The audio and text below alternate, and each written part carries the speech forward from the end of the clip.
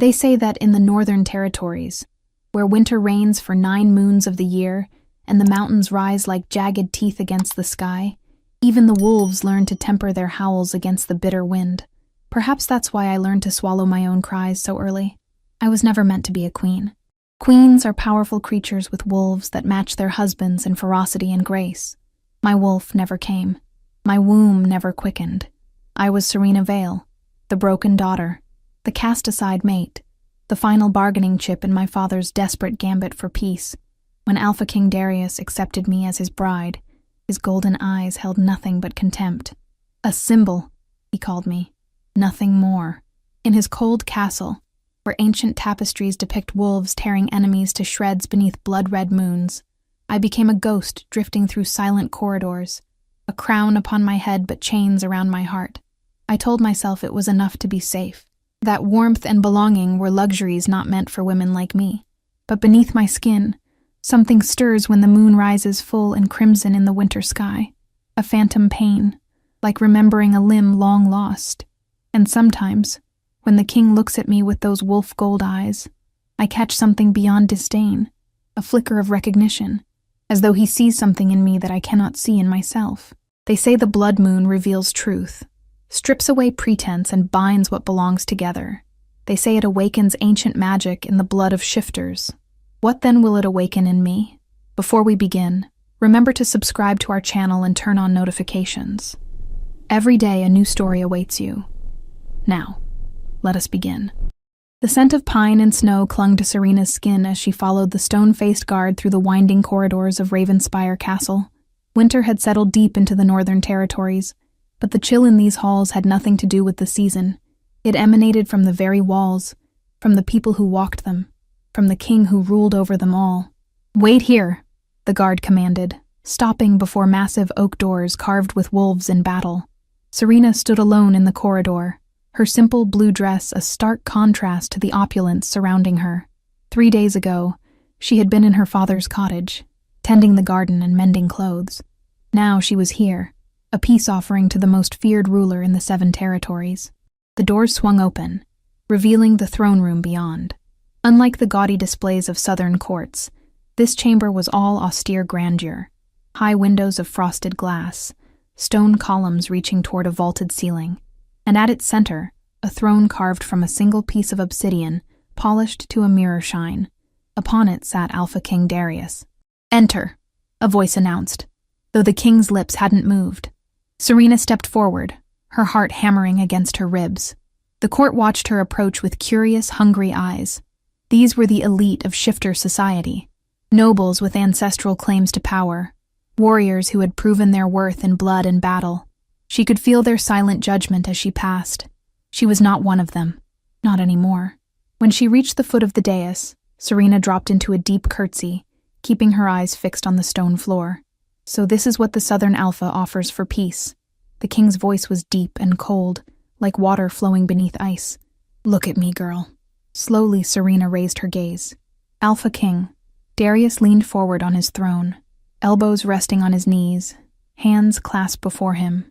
He was younger than she'd expected, perhaps 30, with features that might have been handsome if not for the perpetual cruelty etched into them. His hair was the color of burnished copper, his jaw sharp enough to cut stone. But it was his eyes that captured her, molten gold, with pupils that seemed to narrow like a wolf's, even in his human form. "Your name." It wasn't a question, but a command. "Serena Vale, Your Majesty. And you understand why you're here?" She swallowed hard. "I am to be your queen, a symbol of the alliance between North and South." A cold smile touched his lips. "A symbol, yes." He rose from his throne, descending the steps with predatory grace. Even in his human form, everything about him screamed apex predator. "But you are no shifter queen, are you?" Murmurs rippled through the court. Serena's throat tightened. "I was born to shifter parents. Yet you have no wolf," he finished, circling her slowly. "I can smell it. Or rather, I can smell nothing at all. You're broken, Serena Vale. A half-creature, rejected by your own kind." Shame burned her cheeks, but she lifted her chin. "I am what the gods made me, Your Majesty." "The gods," he scoffed. "If they exist, they have a cruel sense of humor." He stopped before her, close enough that she could feel the heat radiating from his body. "Tell me, did your father explain why you, of all his daughters, were sent to me?" She hesitated, uncertain if honesty would cost her what little dignity she had left. "I'm the only one without value to keep." Something flickered in those golden eyes, perhaps surprise at her candor. "Your previous mate cast you aside for being barren," he stated, and it wasn't a question. 5 years, and not a single pup to show for it. The words cut deeper than any blade. 5 years of hoping, of monthly disappointments, of watching her husband's love curdle into resentment. 5 years of failure. "Yes, Your Majesty." Darius studied her face, searching for something she couldn't name. Then he turned away, addressing a severe-looking woman at the edge of the dais. "Lady Morrigan, see that she's properly cleaned and dressed. The ceremony will take place at moonrise." "Ceremony?" Serena couldn't stop herself from asking. "Tonight?" Darius looked back at her, his expression unreadable. "Did you expect courtship, Serena Vale? Pretty words and gentle touches?" A cruel smile touched his lips. "I need a queen, not a mate. You'll wear my mark and sit beside my throne, and the Southern Pax will honor our alliance. Nothing more." With that, he strode from the throne room, leaving her standing alone before the court. Lady Morrigan, a tall, silver-haired woman with eyes like chips of ice, gestured sharply. "Come, girl, we don't have much time." The next hours passed in a blur. Serena was stripped, scrubbed, and scented by a team of silent attendants. They dressed her in a gown of midnight blue, embroidered with silver thread that caught the light with every movement. Her hair was brushed until it shone, then arranged in an elaborate style befitting a queen. But as Serena gazed at her reflection in the mirror, she saw only a stranger wearing a costume far too grand for her. "It's not what you expected, is it?" Lady Morrigan asked, fastening a silver chain around Serena's neck. From it hung a pendant, a wolf's head with ruby eyes. "Being queen. I haven't been crowned yet," Serena replied softly. "You won't be." Morrigan adjusted the pendant. "Northern queens don't wear crowns. They wear their king's mark here." She touched the side of Serena's neck, just below her ear. "But I suspect he won't even give you that." Serena met the older woman's gaze in the mirror. "Why did he agree to this marriage if he despises what I am?" Morrigan's lips thinned. "Politics. Your father controls the southern hunting grounds. We need access to feed our growing population. And what does the South gain? Protection. The Eastern Territories have been eyeing your lands for years." She stepped back, surveying her work. "Our king may be cruel, but he honors his word. Your people will be safe under his protection." A small comfort, Serena thought, for the price being paid. The ceremony itself was brief and cold. Held in the ancient stone circle at the heart of the castle grounds, it was attended only by the highest-ranking members of court. Snow fell gently around them as Serena stood beside Darius before the high priest. There were no vows of love or devotion, only promises of alliance, of merging territories, of honoring the agreement between two alphas. When the time came for the claiming bite, the mark that would bind them together as mates, Darius merely sliced his palm with a ceremonial dagger, pressing it against Serena's own cut hand. "Blood binds us," he declared, "but nothing more." The look in his eyes as he spoke those words told Serena everything she needed to know about the life that awaited her. She was not a bride, but a trophy, a symbol of his conquest over the southern territories. That night, as she lay alone in the grand chambers assigned to her, far from the king's own quarters, Serena allowed herself a single moment of weakness. One tear, sliding silently down her cheek and onto the silk pillow beneath her. Just one. She wouldn't waste any more on a man who saw her as nothing but a political necessity. In the morning, she would be queen of the Northern Territories, and queens, her mother had always said, did not have the luxury of self-pity. Outside her window, the moon hung heavy in the sky, a thin sliver of silver against the velvet black. 3 weeks until it would be full, and not just any full moon, but the blood moon, when the veil between worlds grew thin, and ancient magic stirred in the blood of shifters. Even Serena, wolfless as she was, felt something stir within her at the thought. 3 weeks to find her place in this cold new world. 3 weeks to prove she was more than the broken creature Darius believed her to be. 3 weeks until everything would change. Serena's first week as Queen of the Northern Territories passed in a blur of silent meals, endless protocols, and cold shoulders. She had expected resistance from the court, but the sheer hostility emanating from every corner of the castle caught her unprepared. The morning after her wedding night, spent alone in her chambers, listening to the wind howl through the mountains, Lady Morrigan had appeared with a stack of ancient books. "The history of our people," she'd explained, dropping them unceremoniously on the writing desk. "Learn it. The court will test you at every turn." Serena had spent hours poring over the texts, absorbing the bloodied history of the Northern Pack. Their rise to power had been brutal, centuries of warfare, territorial expansion, and ruthless elimination of rivals. The Alpha Kings of old were celebrated for their cruelty as much as their strength, and Darius, it seemed, came from a long line of conquerors. Now, sitting alone in the royal library, Serena closed the final book with trembling hands. No wonder they despised weakness. These people had been forged in fire and ice, their survival dependent on culling anything they perceived as frail. And what could be weaker than a shifter who couldn't shift? A woman who couldn't bear children? You won't find what you're looking for in those pages. Serena startled, the book slipping from her fingers and falling with a heavy thud to the floor. In the doorway stood a young man, perhaps 16 or 17, with the same copper hair as Darius, though his eyes were a deep brown rather than gold.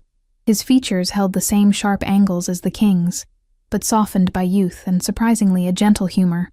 "Prince Lysander," Serena said, rising quickly and dropping into a curtsy. "I didn't hear you enter." The king's younger brother waved away her formality with a smile. "Please, just Lysander. Or Sander, if you're feeling particularly friendly." He crossed the room, picking up the fallen book and placing it carefully on the table. "And what you're looking for isn't in our written history." "What am I looking for?" "Understanding." He settled into the chair opposite her, stretching his long legs before him. "Why my brother is the way he is. Why our court treats you as they do. Why you're here at all." Serena studied him carefully. In her week at court, Lysander was the first person to speak to her with anything approaching warmth. "And you know the answers to these questions?" she asked. "Some of them." His smile dimmed slightly. "My brother wasn't always so cold. There was a time when Darius laughed, when he spoke of more than conquest and survival. What changed him?" Lysander's gaze drifted to the window, where snow fell in lazy spirals. "That's his story to tell, not mine. But I will say this. What happened to him? What made him the man he is today? It happened in the East. The Eastern Territories?" Serena frowned. "I thought they were our enemies." "They are now." Lysander stood abruptly, his expression clouding. "I've said too much already. I came to invite you to join me for the hunt tomorrow. The blood moon approaches, and it's tradition for the royal family to lead the preparations." "I can't shift," Serena reminded him gently. "You'll ride," Lysander countered.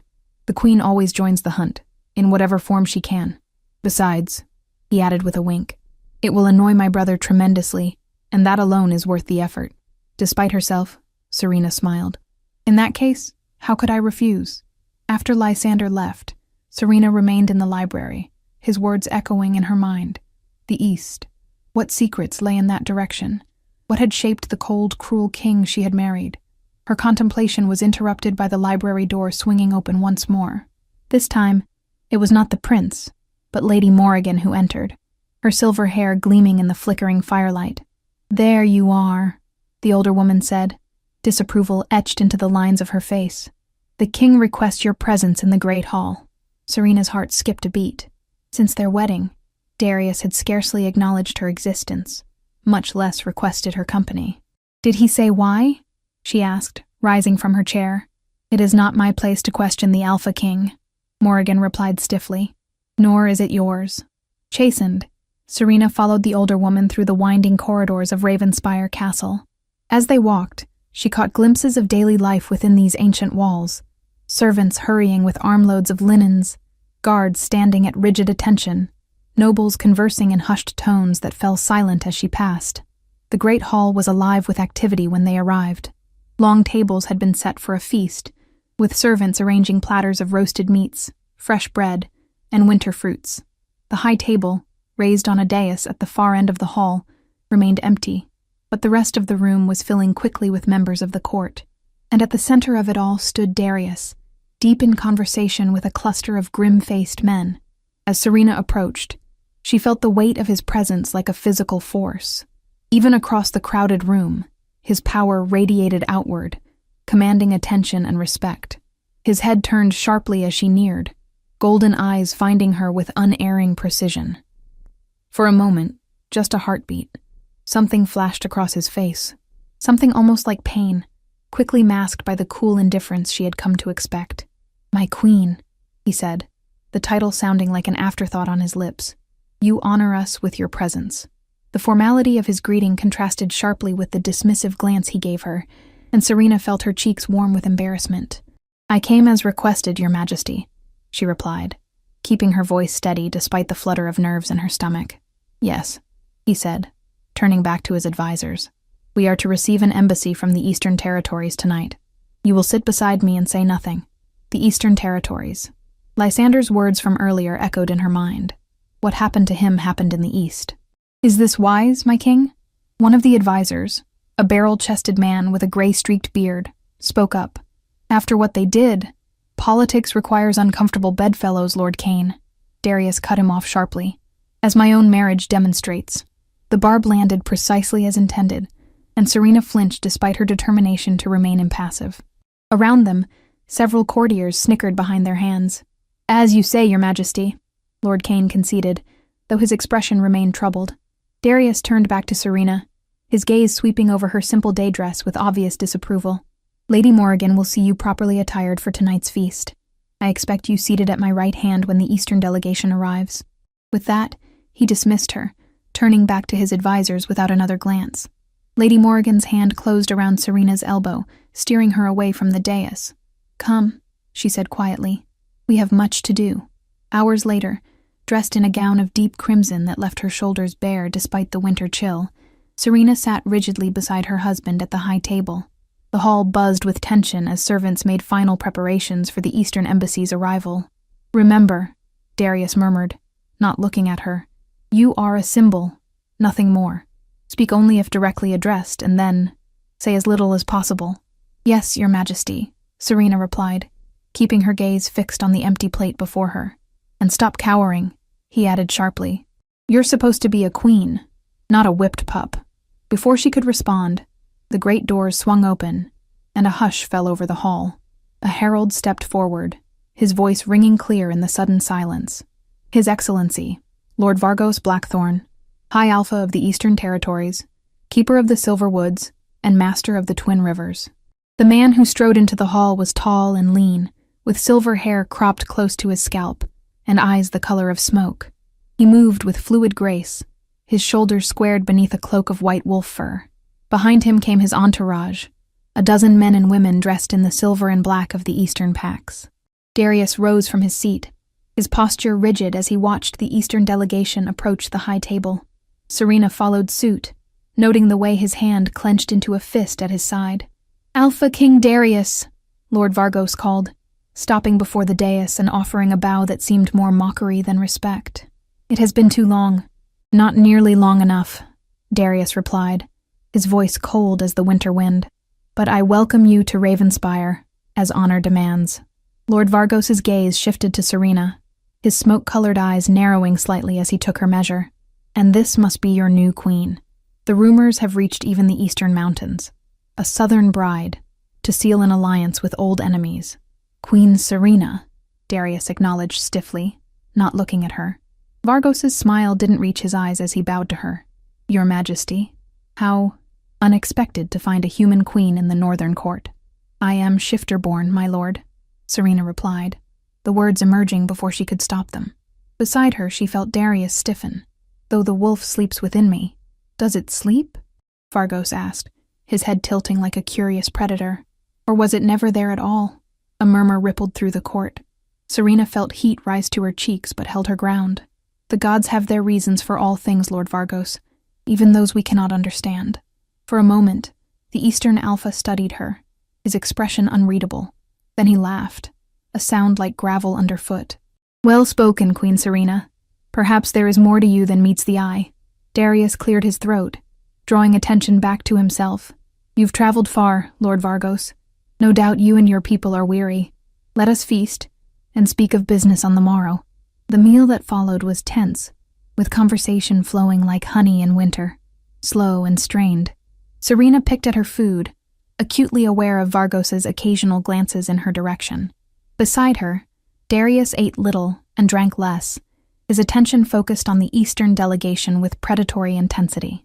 When the plates had been cleared and the minstrels began to play, Lord Vargos leaned across the table, his voice pitched low enough that only Darius and Serena could hear. "I must admit, Darius, you surprised me with this match. After Alara, I thought—" Darius's hand slammed down on the table, silencing the hall instantly. When he spoke, his voice was deadly quiet. "Do not speak that name in my presence." Vargos held up his hands in a placating gesture, though his eyes gleamed with cruel satisfaction. "Forgive me. Old wounds, best left undisturbed." The tension was broken by the arrival of Lysander, who slid into the empty seat beside Serena with the easy grace of youth. "Lord Vargos," he greeted the Eastern Alpha with a nod. "Still dressing like a snowbank, I see." Vargos's lips twitched, though whether in amusement or annoyance was hard to tell. "Young prince, I see you've not yet learned the value of respect." "I've learned it's best reserved for those who deserve it," Lysander replied cheerfully, reaching for a goblet of wine. Before Vargos could respond, Darius rose from his seat, drawing all eyes to him. "The hour grows late," he announced, his voice carrying across the hall. "And tomorrow brings the hunt. Rest well, Lord Vargos. We ride at dawn." With that, he strode from the dais without a backward glance, leaving Serena to navigate the awkward moment of his departure. She rose more slowly, inclining her head toward the Eastern delegation. "Until tomorrow, my lords," she said, striving for the dignity she'd been told a queen should possess. As she turned to follow her husband, she caught Vargos watching her, his smoke-colored eyes calculating. The look sent a chill down her spine that had nothing to do with the winter air. Back in her chambers, Serena paced before the fire, her mind churning with questions. Who was Alara? What had happened between Darius and the Eastern Pack? And why, despite the obvious animosity, was the king hosting their delegation now? A soft knock interrupted her thoughts. When she called for the visitor to enter, she was surprised to find not a servant, but Lysander standing in the doorway, a troubled expression on his young face. "I thought you might have questions," he said without preamble. "After tonight's entertainment." Serena gestured for him to enter, grateful for the company and the potential answers he might provide. "Your brother was less than pleased with Lord Vargos's mention of someone named Alara." Lysander sighed, dropping into a chair by the fire. Alara was his mate, his true mate. They were bonded when he was 19, and she barely 17. A political match like yours, though between East and North rather than South. "What happened to her?" Serena asked, though she feared she already knew the answer. "She died," Lysander said simply, "during an uprising in the Eastern Territories. Lord Vargos's brother led a faction against the Alliance, and Alara was caught in the crossfire." "That's terrible," Serena murmured, her heart aching despite herself for the man who had shown her nothing but disdain. "How long ago?" 8 years. Lysander stared into the fire, shadows dancing across his face. Darius was never the same after. "He led our forces east, slaughtered the rebels, and nearly wiped out Vargos's entire bloodline before the other territories intervened. The peace we've had since has been fragile, at best. Then why invite them here now? Why risk reopening old wounds?" Lysander's expression darkened. "Because something worse than old wounds threatens our borders. Raiders from beyond the Frost Mountains have been attacking villages in the east. Vargos believes they'll come for us next. And Darius? My brother believes in preparing for war, even while hoping for peace." He rose from the chair, moving toward the door. "You should rest, Queen Serena. The hunt tomorrow will be challenging." After he left, Serena stood at her window, gazing out at the moonlit landscape. Snow blanketed the mountains, peaceful and pristine in the silver light. It was hard to imagine violence touching such beauty, yet the history she'd read and the stories she'd heard spoke of blood soaking these same peaks for generations. And somewhere in this castle slept a man whose heart had been shattered by loss and hardened by revenge, a man who now found himself bound to her, a poor substitute for the mate he had loved and lost. No wonder he couldn't bear to look at her. Morning came too quickly, with servants bustling into her chambers before dawn to prepare her for the hunt. They dressed her in riding clothes of dark green leather, lined with fur for warmth, and braided her hair close to her scalp. The outfit was practical, designed for long hours on horseback, yet still marked her as royal, with subtle silver embroidery at the collar and cuffs. "The hunt is more than sport for our people," Lady Morrigan explained as she fastened a silver brooch shaped like a wolf's head to Serena's cloak. "It is ritual, preparation for the blood moon feast. The meat taken today will feed those who cannot hunt for themselves, the elderly, the children, the injured." "I understand," Serena said, pulling on supple leather gloves. "We have similar traditions in the South, though our hunts are smaller." Morrigan's lips thinned. "Everything in the South is smaller. Your territories, your packs, your ambitions." Before Serena could respond to the barb, a horn sounded in the distance, the call to assemble. The castle courtyard was alive with activity when she arrived. Horses stamped and snorted, their breath forming clouds in the cold morning air. Shifters in human form checked weapons and supplies, while others had already transformed, their massive wolf forms pacing impatiently around the perimeter. Darius stood at the center of it all, resplendent in hunting leathers of deep blue that emphasized the breadth of his shoulders and the lean strength of his frame. His hair was pulled back from his face, secured at the nape of his neck, revealing the sharp angles of his jaw and cheekbones. For a moment, watching him direct his people with easy authority, Serena could almost see the man he might have been before loss had hardened him. Confident, respected, perhaps even kind. Then his golden eyes found hers, and the illusion shattered. His expression closed off, becoming the mask of indifference she had come to expect. "Queen Serena," he acknowledged with a curt nod. "Your mount is ready." She followed his gesture to where a groom held the reins of a dappled gray mare. The horse was beautiful, with intelligent eyes and strong legs built for the mountain terrain. "Thank you, Your Majesty," she said, approaching the mare and stroking her velvet nose. "She's lovely. She's sure-footed," Darius corrected, as if beauty were irrelevant. "You'll need that in the mountains."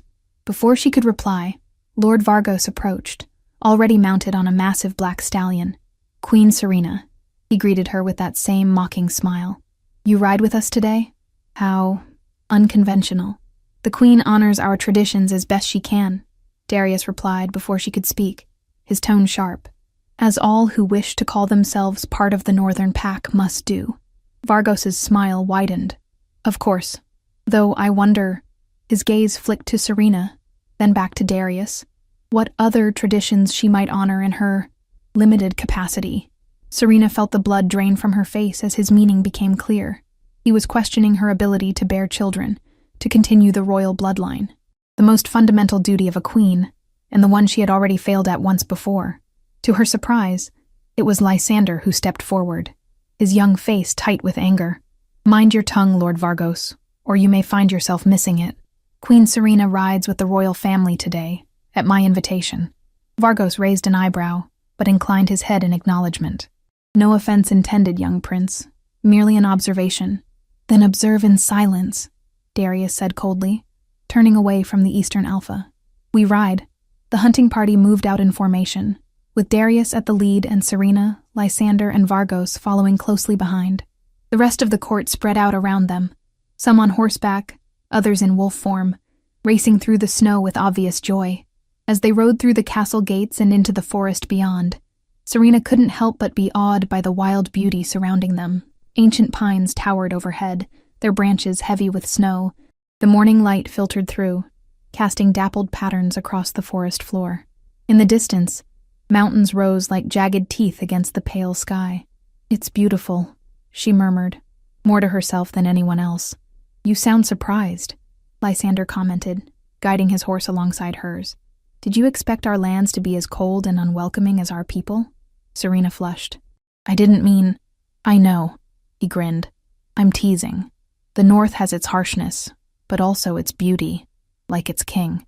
She glanced ahead to where Darius rode, his back straight, his attention fixed on the path before them. "I've yet to see evidence of the latter." "You will," Lysander said with surprising certainty, "when it matters most." The hunt progressed deeper into the forest, with scouts in wolf form ranging ahead to track prey. By midday, they had taken 3 deer and a massive elk, the meat carefully dressed and packed for the return journey. Serena had watched in silent fascination as the shifters worked together with the efficiency of a pack that had hunted these lands for generations. As the sun began its descent toward the horizon, Darius called for a rest beside a frozen stream. The horses were watered and tended to, while the hunters gathered in small groups to eat and warm themselves by hastily built fires. Serena found herself standing apart, unsure where she belonged in this hierarchy.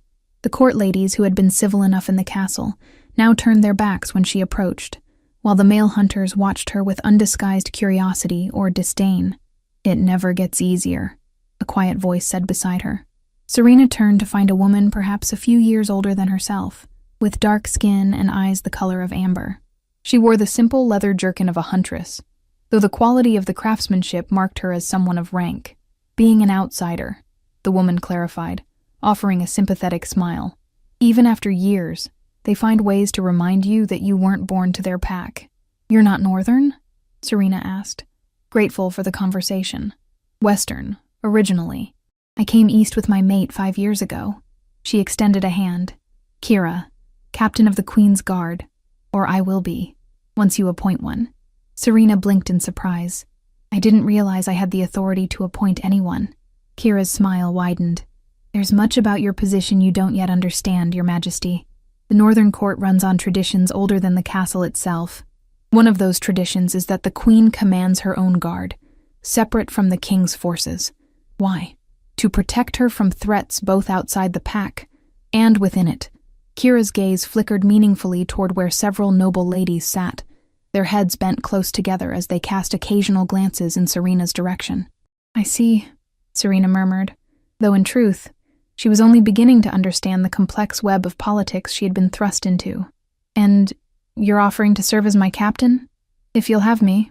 Kira's expression turned serious. "You need allies in the north, Your Majesty, especially now, with the Eastern delegation watching for weaknesses."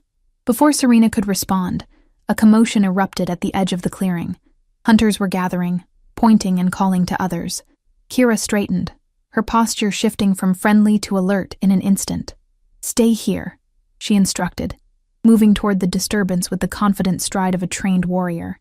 But Serena had spent enough time being told where to go and what to do. She followed, pushing through the growing crowd until she could see what had captured their attention. A massive gray wolf lay on its side in the snow, blood matting its fur. Its breathing was labored, each exhale sending a puff of steam into the cold air. Around it stood several hunters, their expressions grim. "What happened?" she asked the nearest person. "Trap," a grizzled hunter replied without looking at her. "Eastern make, by the design." Serena's gaze flew to Lord Vargos, who stood at the edge of the gathering, his face carefully blank. "I assure you," he said smoothly, "my people set no traps in Northern territory." "Then how do you explain this, Blaine?" Darius's voice cut through the murmurs of the crowd as he strode forward, kneeling beside the injured wolf. His hands moved with surprising gentleness over the creature's flank, assessing the damage. "Raiders," Vargos suggested, though his tone lacked conviction. "The same ones I came to warn you about." Darius's golden eyes narrowed. "Convenient." The wounded wolf whimpered, its body convulsing slightly as pain rippled through it. Without thinking, Serena stepped forward, kneeling in the snow beside her husband. "May I?" she asked quietly. Darius looked at her in surprise, but moved aside slightly, allowing her access to the injured animal. Serena examined the wound carefully, a deep gash where the trap's teeth had torn through muscle and sinew. "I need clean cloths, water, and my satchel," she said, her voice taking on a tone of authority that surprised even her. "It's in my saddlebag." For a moment no one moved. Then Kira stepped forward. "I'll fetch it, Your Majesty." As the huntress hurried away, Serena turned back to the wolf, running her hands gently over its trembling form. "Shh," she murmured. "You're going to be all right. I promise." The wolf's eyes, a deep, rich brown, met hers, and something passed between them. Understanding. Trust. The creature stilled beneath her touch, its breathing becoming more regular. Kira returned with the requested items, and Serena set to work. She had been a healer in her village before being sent north, though she had rarely treated wounds this severe. Still, the principles were the same. Clean the injury, stop the bleeding, prevent infection. As she worked, she became aware of the silence around her. The entire hunting party had gathered to watch, their expressions ranging from skepticism to grudging respect.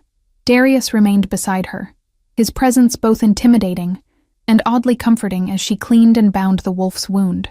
"There," she said at last, sitting back on her heels. "The bleeding has stopped, but they'll need rest and careful monitoring. We should return to the castle." "We?" Darius repeated, his voice carefully neutral. "Unless you'd prefer to leave one of your people here to die of exposure," Serena replied, meeting his gaze steadily. Something flickered in those golden eyes. Surprise, perhaps, or a reluctant admiration. Then he nodded, rising to his feet and issuing commands to prepare for the journey back. As the hunters dispersed to gather their things, Vargos approached, his smoke-colored eyes fixed on Serena with new interest. "Impressive," he said, "for someone without a wolf of her own." "One doesn't need to shift to understand suffering," she replied, rising to her feet. Snow clung to her knees, melting into the leather of her breeches, or to alleviate it. Vargos smiled, though it didn't reach his eyes. Indeed, a useful skill in these troubled times. He glanced at Darius, who stood a short distance away, watching their exchange with thinly veiled hostility. "You've chosen a remarkable queen, Darius, perhaps wiser than you knew." With that enigmatic comment, he turned and walked away, leaving Serena with the uncomfortable feeling that she had revealed more than she intended to the Eastern Alpha. The journey back to Ravenspire Castle was slower, with the injured wolf carried on a makeshift litter between two horses. Serena rode beside it, watching for signs of distress and occasionally stopping to check the bandages. By the time they reached the castle gates, darkness had fallen, and torches blazed along the battlements to guide them home. In the courtyard, as servants hurried forward to take the horses and help with the injured, Darius approached her. He had been distant throughout the return journey, his attention focused on the surrounding forest as if expecting an attack at any moment. "The wolf will be taken to the healer's quarters," he said, his voice gruff. "You should rest."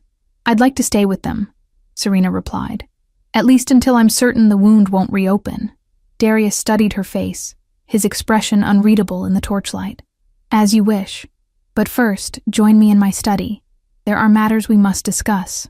The request, or rather command, surprised her. Since their wedding, Darius had shown no interest in speaking with her privately. What had changed? The king's study was a surprisingly austere room, with shelves of books lining the walls and a massive desk of polished oak dominating the center. A fire blazed in the hearth, casting warm light over the space and driving back the winter chill. Darius gestured for her to sit in one of the chairs before the fire, then poured 2 glasses of amber liquid from a crystal decanter. He handed one to her before settling into the opposite chair, his long legs stretched toward the flames. For a long moment, he said nothing, simply staring into the fire as if searching for words in the dancing flames. Serena waited, the glass cool against her palm, her pulse quickening with anticipation or anxiety. She wasn't sure which. "You surprised me today," he said finally, his voice low. "With the wolf. I was a healer in my village," she explained. Before you were traded to me like a prized mare," he finished for her, a bitter edge to his words. Serena flinched. "Yes." Darius took a long drink from his glass, then set it aside on a small table between them. "Lord Vargos leaves tomorrow," he said, changing the subject abruptly. "His delegation will return to the east, supposedly to fortify their borders against these raiders." "You don't believe him," Serena observed. "I believe Vargos would say anything, do anything to achieve his aims." Darius's eyes reflected the firelight, turning them from gold to flame. "He wants something from us, and it isn't an alliance against phantom raiders." "What then?" "That," Darius said, leaning forward slightly, "is what I need you to discover." Serena blinked in surprise. "Me? How could I possibly—" "He's watching you," Darius interrupted. "He has been since he arrived. Something about you interests him, and I need to know what it is." The request felt like a test, though of what, Serena couldn't say. Loyalty, perhaps? Or usefulness to a man who had made it clear he considered her neither mate nor queen in any true sense. "What would you have me do?" she asked carefully. "Speak with him, before he leaves. See what you can learn." Darius's gaze was intense, searching her face for something. Hesitation? Deceit? "Can you do that for me, Serena?" It was the first time he had used her name without her title, and the sound of it on his lips sent an unexpected warmth through her chest. "Yes," she said simply. "I can do that." Darius held her gaze a moment longer, then nodded, rising to his feet. Good. Now go. Tend to your patient. We'll speak again tomorrow. As Serena made her way to the healer's quarters, her mind whirled with questions. What did Vargos want? Why did Darius suddenly trust her enough to involve her in his suspicions? And why did the simple sound of her name and his voice make her heart race like a startled deer? The wounded wolf had been placed on a pallet in a warm corner of the healer's chamber. Its breathing was steady now, though its eyes followed Serena as she entered. "How is our patient?" she asked the elderly healer, a stooped man with kind eyes and gentle hands. "Better, thanks to your quick work," he replied, gathering his supplies. The wound was clean and well bandaged. "I've given a tincture for pain, but otherwise, there's little more to do but wait." Serena nodded, settling onto a stool beside the pallet. "I'll stay with them for a while, if that's all right." The old man smiled. "Of course, Your Majesty. Call if you need anything." After he left, Serena reached out to stroke the wolf's thick fur. The animal watched her with those intelligent brown eyes, its tail thumping weakly against the pallet in greeting. "You gave us quite a scare," she murmured, "but you'll be all right now, I promise." As she sat in the quiet chamber, the events of the day washed over her. The hunt, the injury, Darius's unexpected request. It was the most she had felt like a true queen since arriving in the north, and the realization brought a small smile to her lips. Perhaps there was a place for her here after all. Not as a mate. Darius had made his feelings on that matter painfully clear, but as a queen in her own right. Someone who could serve these people, protect them, earn their respect if not their love. Outside, the moon rose higher in the night sky, its silver light streaming through the narrow window. In 2 weeks' time, it would reach its fullest point, the blood moon, when magic stirred in the blood of shifters and ancient powers awakened from their slumber. Serena felt a strange anticipation at the thought, a stirring deep within her that she couldn't explain, as if something long dormant was beginning to wake, called by the approaching moon and the wild energy of this harsh, beautiful land. The wolf whimpered softly, drawing her attention back to the present. Its brown eyes met hers, filled with a wisdom that transcended species. For a moment, Serena had the uncanny feeling that the creature understood her better than she understood herself. "Rest now," she whispered, stroking its head gently. "Tomorrow brings new challenges for us both." Little did she know just how true those words would prove to be. The blood moon hung like a crimson eye in the night sky, casting an eerie glow across the snow-covered landscape surrounding Ravenspire Castle. From her window, Serena watched its slow ascent, a shiver of anticipation, or perhaps fear, tracing its way down her spine. 2 weeks had passed since the hunting incident, 2 weeks of subtle changes that had transformed her position at court. Her care for the injured wolf had earned her grudging respect among the hunters. The wolf had recovered swiftly under her attention, returning to its pack with only a slight limp to show for its ordeal, but it was her conversation with Lord Vargos before his departure that had truly altered her standing. "Walk with me, Queen Serena," he had requested the morning after the hunt, his smoke-colored eyes calculating as ever. Before my journey home, they had strolled through the castle's inner courtyard, snow crunching beneath their boots. For several minutes, Vargos had spoken of inconsequential matters: the weather, the quality of northern craftsmanship, the strength of the castle walls. Then, abruptly, he had changed course. "You are not what I expected," he'd said, studying her with that predatory gaze. "A southern bride with no wolf and no noble lineage, yet here you stand, a queen of the north. By marriage only," Serena had replied carefully, recalling Darius's request to discover the Eastern Alpha's true motives. "As you well know." "Ah, but is it only marriage that makes a queen?" Vargos had stopped beside a frozen fountain, its icy contours glittering in the winter sunlight. "Or is it something more intrinsic?" "What do you mean?" "I mean," he'd said, leaning closer, his voice dropping to a whisper, "that power reveals itself in unexpected ways, particularly under the blood moon." A chill had run through her at his words, a premonition of something momentous approaching. "You speak in riddles, Lord Vargos." "Do I?" His smile had been sharp as a blade. "Consider this, Queen Serena. Why would Darius, who despises weakness above all else, accept a bride without a wolf? Why would your father, who surely loves his daughter, send you to a man known for his cruelty?" "Politics," she'd answered. repeating what Lady Morrigan had told her. An alliance between territories. Vargos had laughed, the sound like ice cracking. Politics is the convenient explanation. The truth lies deeper. He'd stepped back, his expression turning serious. Watch yourself when the blood moon rises, Queen Serena. Your husband may discover he has married more than he bargained for. With those cryptic words, he had bowed and taken his leave, returning east with his delegation. Now, as the blood moon rose higher, Serena pondered his warning. What had he meant? What could possibly change under this crimson moon that would affect her marriage to Darius? A knock at her door interrupted her thoughts. When she called for the visitor to enter, she was surprised to find not a servant but Kira, the huntress who had since become captain of her personal guard. Your Majesty, Kira said, her amber eyes serious. The king requests your presence in the throne room. The blood moon ceremony is about to begin. Serena's heart quickened. Since her conversation with Vargos, Darius had been different.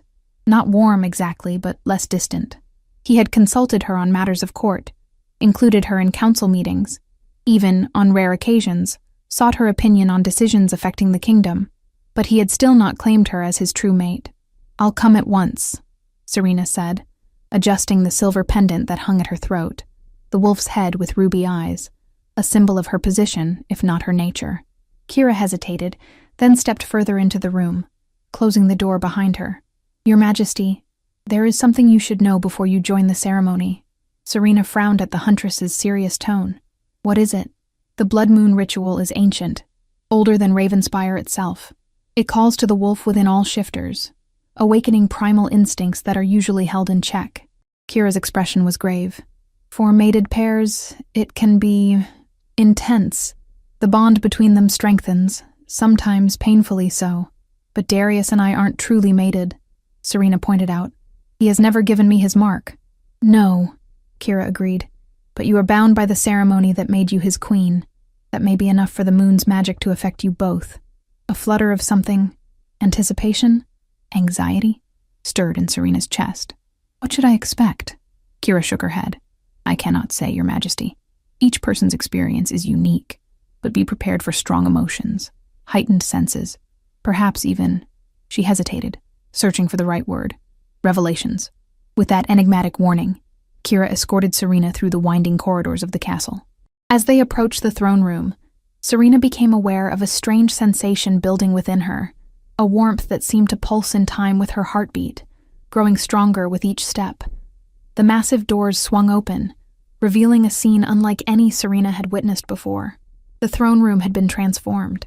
Hundreds of candles cast a golden glow over the assembled court, their light mingling with the crimson radiance that streamed through the high windows. The air was heavy with the scent of pine, smoke, and something wild and untamed that made Serena's skin tingle. At the center of the room stood Darius, resplendent in ceremonial attire of deep blue and silver. His copper hair gleamed in the candlelight, loose around his shoulders rather than pulled back as usual, but it was his eyes that captured Serena's attention. Burning gold, more wolf than human, fixed on her with an intensity that stole her breath. As she stepped into the room, a hush fell over the assembled court. Serena felt their eyes upon her, watching, waiting, judging. She lifted her chin, refusing to be cowed by their scrutiny. Darius extended his hand, beckoning her forward. My queen, he said, his voice deeper than usual, resonating through the chamber. Join me. Serena moved toward him, the strange warmth within her growing with each step.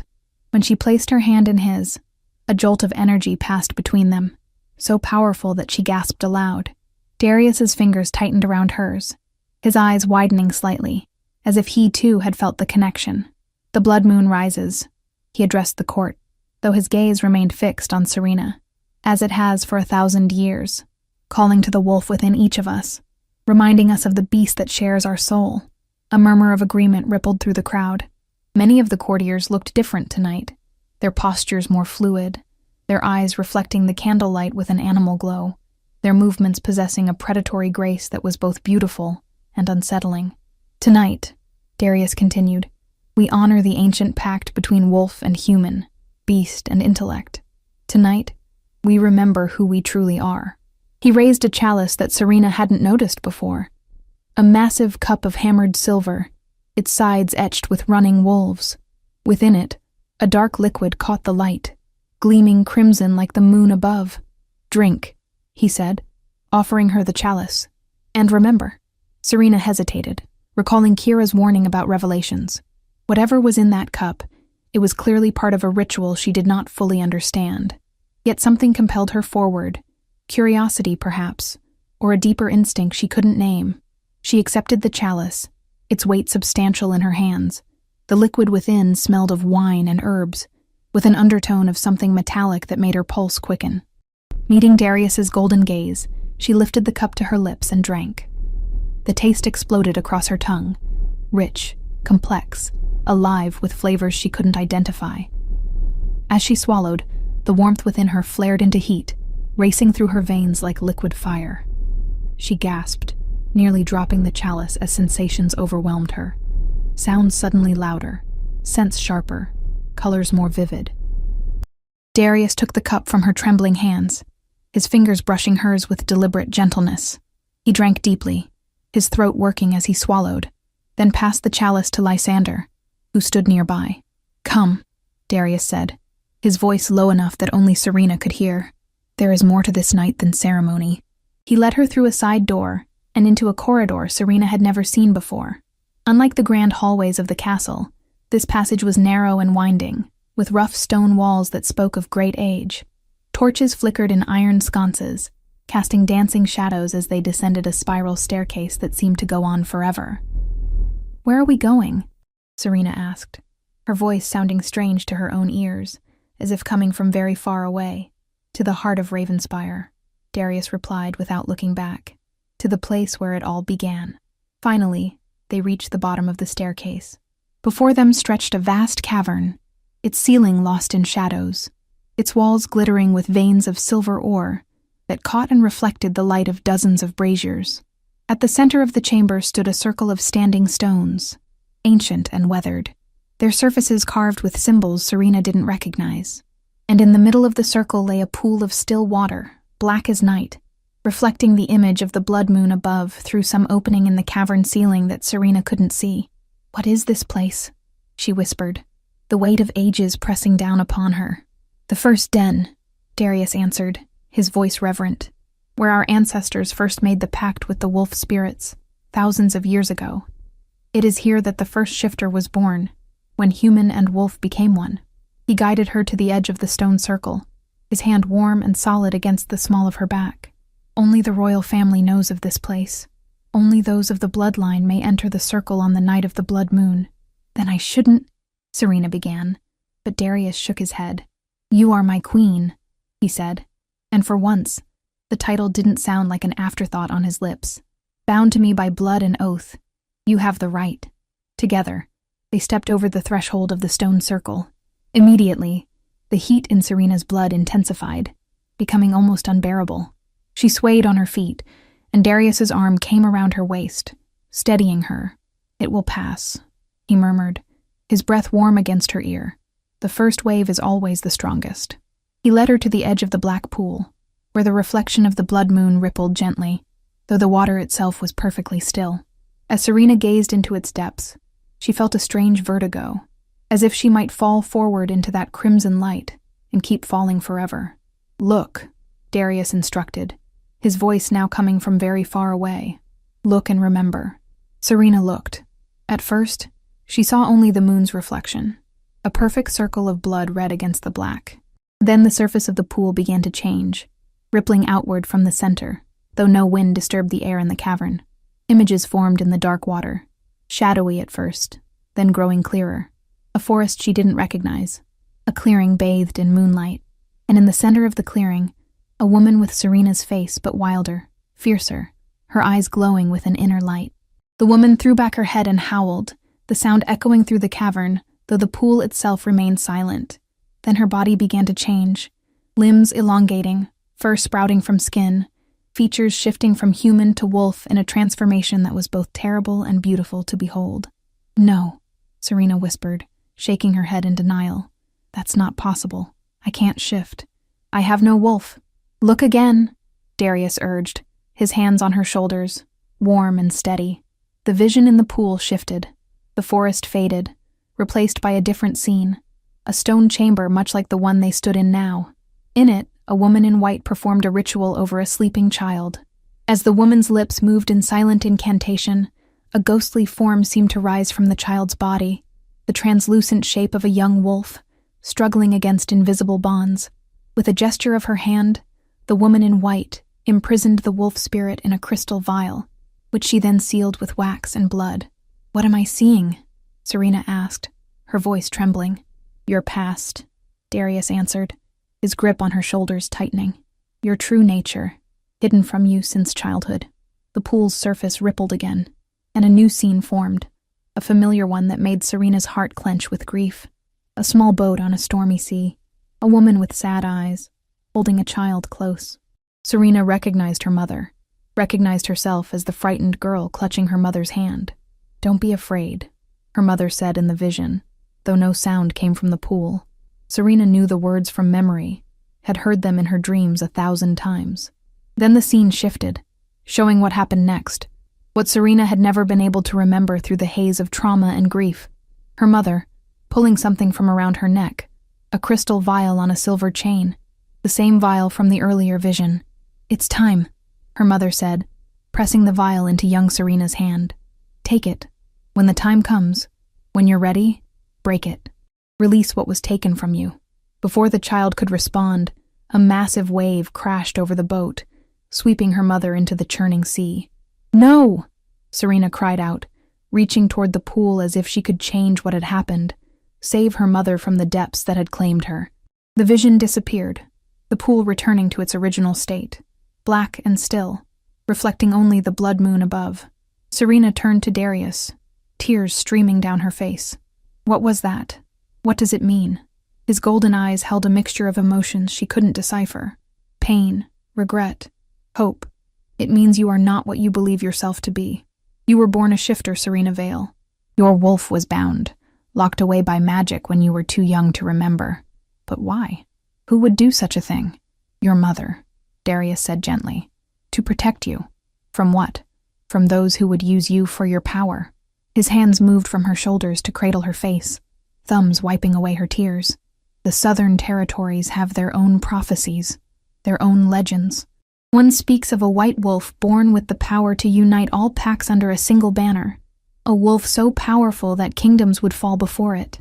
Serena shook her head in disbelief. "And they thought that was me? A child?" "They saw the signs," Darius explained. "Your mother most of all. The white fur that began to appear when you first shifted as a toddler. The unusual strength of your wolf, even so young.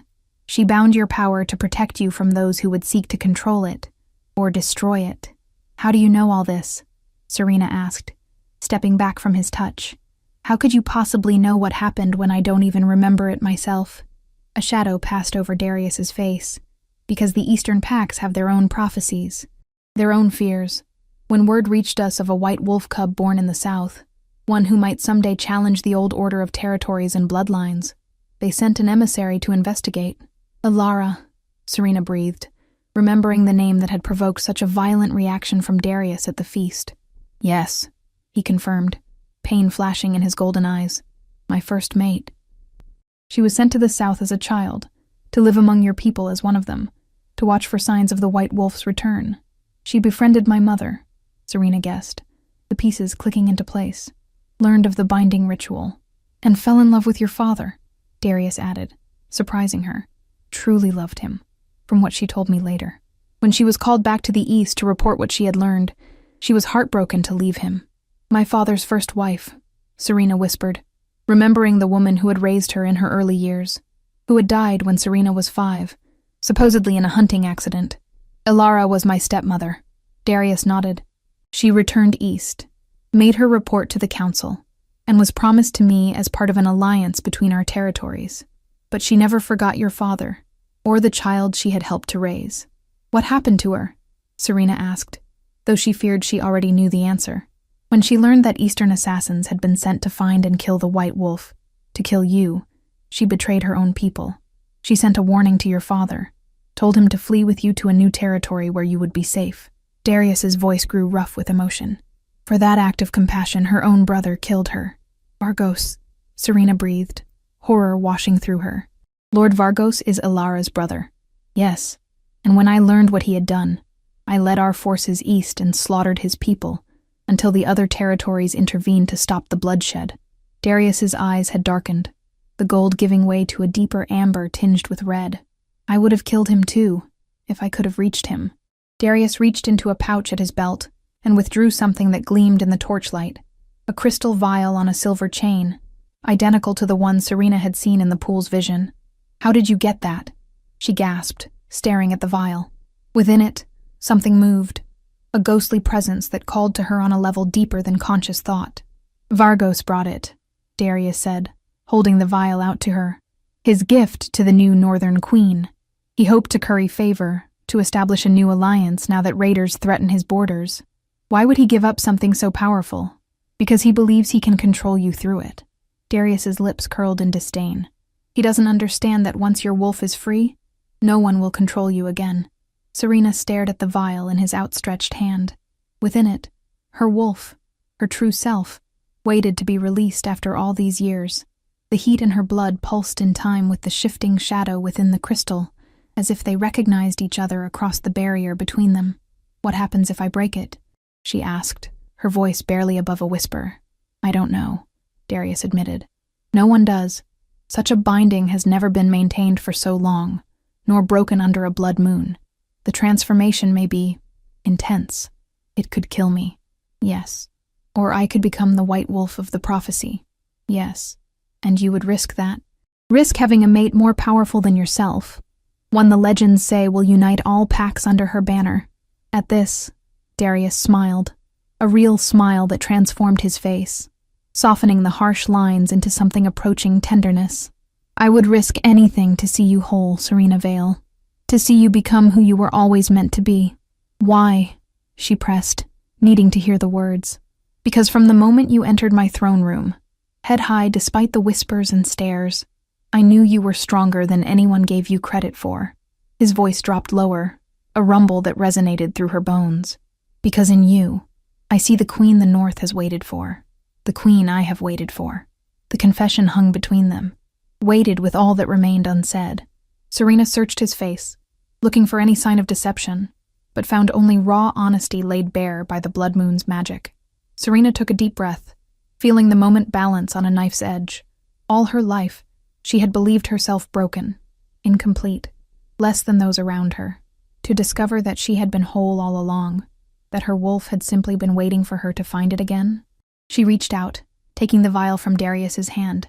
The crystal was warm against her palm, pulsing with a life of its own. "What if I'm not the white wolf?" she asked, a final doubt surfacing. "What if I break this and discover I'm just ordinary?" Darius's smile deepened, his eyes crinkling at the corners. "Serena Vale," he said, her name like a caress on his lips. "You could never be ordinary." With those words echoing in her heart, Serena closed her fingers around the vial and squeezed. The crystal shattered, cutting into her palm. Blood welled from the wound, mingling with the silvery mist that escaped from the broken vial. For a moment, nothing happened. The mist hung in the air between them, swirling gently in the still air of the cavern. Then it began to move, spiraling toward Serena like a living thing drawn to its home. As the first tendrils of mist touched her skin, pain exploded through her body, white-hot, all-consuming, dropping her to her knees on the stone floor.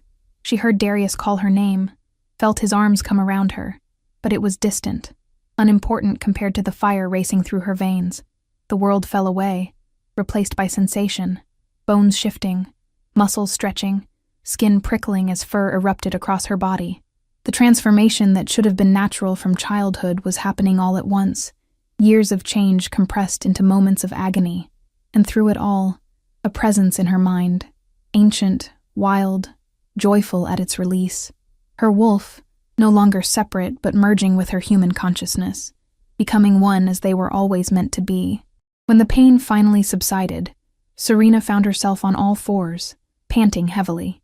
But the paws beneath her were not the dark gray or brown of a normal wolf. They were white, pure white, gleaming like new snow in the crimson light of the blood moon. She lifted her head, senses overwhelmed by the sudden influx of information, sense she had never detected before, sounds so crisp and clear they seemed to vibrate through her very being. And her vision, sharper, more vivid, with colors she had no names for filling the world around her. Darius stood before her, his expression a mixture of awe and something deeper, more primal.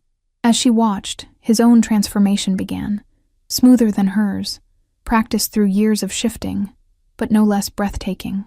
Where the king had stood moments before, a massive timber wolf now crouched, its fur a rich copper that matched his human hair, its eyes the same molten gold. He was beautiful, powerful, dangerous, magnificent in his natural form. Serena approached him slowly, her new body moving with a grace she had never possessed as a human. When they stood face to face, she lowered her head slightly, not in submission, but in acknowledgement of what they were to each other. A howl from above broke the moment, distant at first, then joined by others, growing in volume until it echoed through the cavern like a battle cry.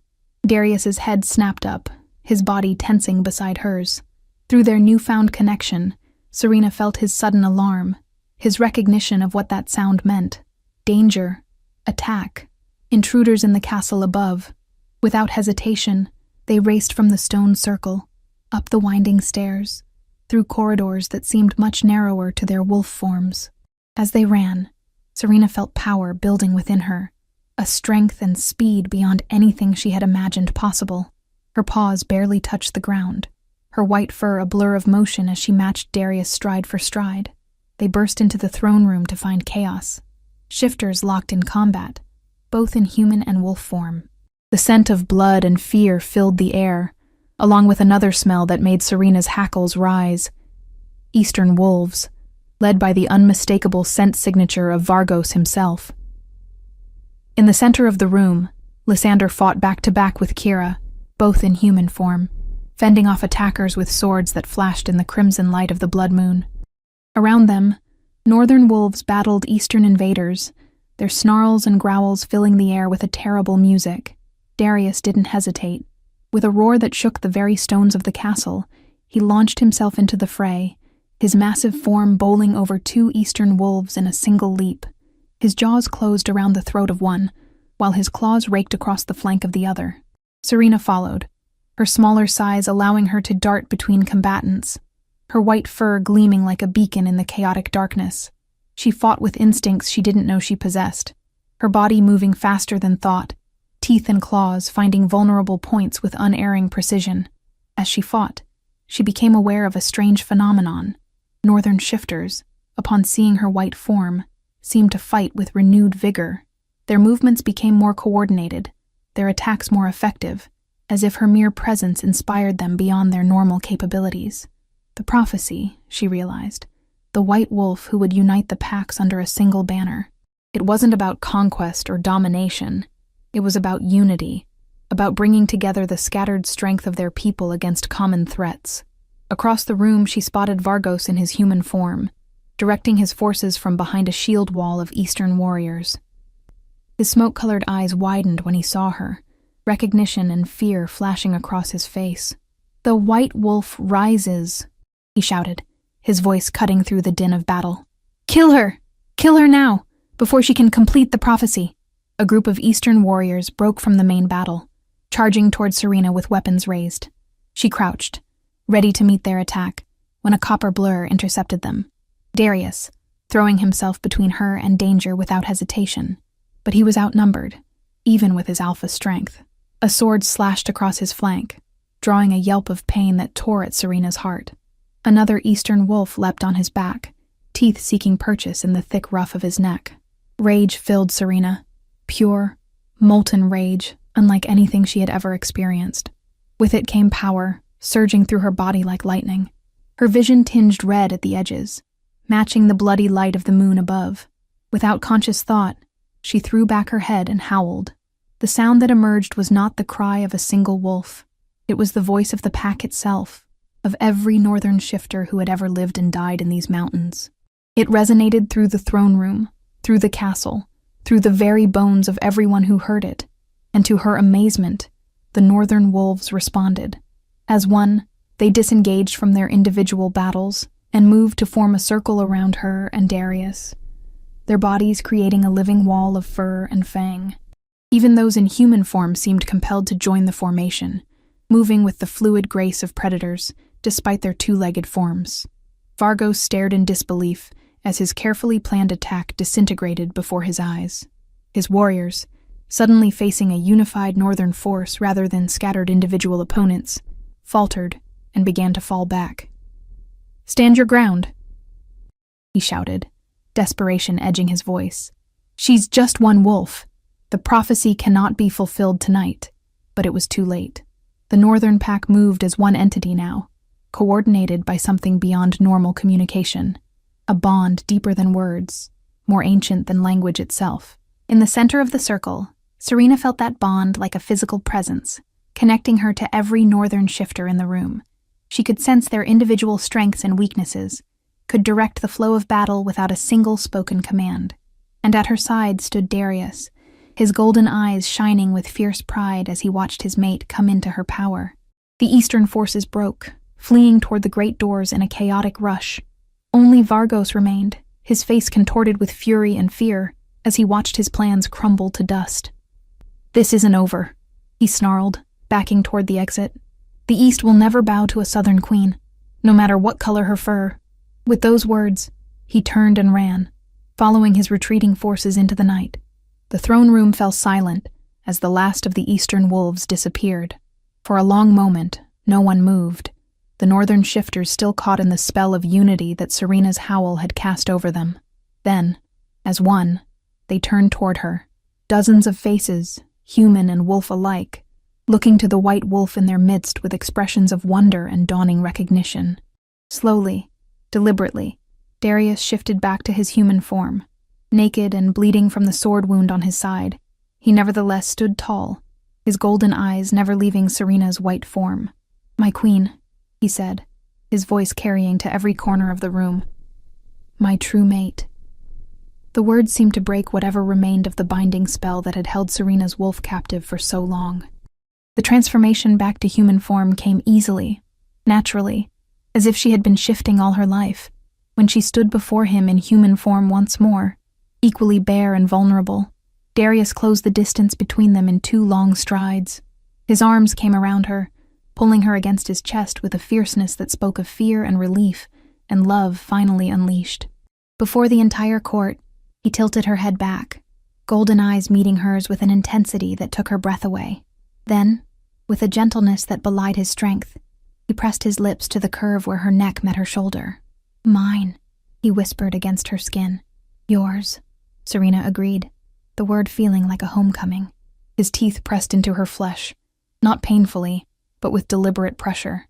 The claiming bite, the mark that would bind them as true mates, body and soul.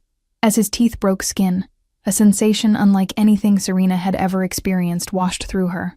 A wave of connection, of belonging, of rightness that brought tears to her eyes.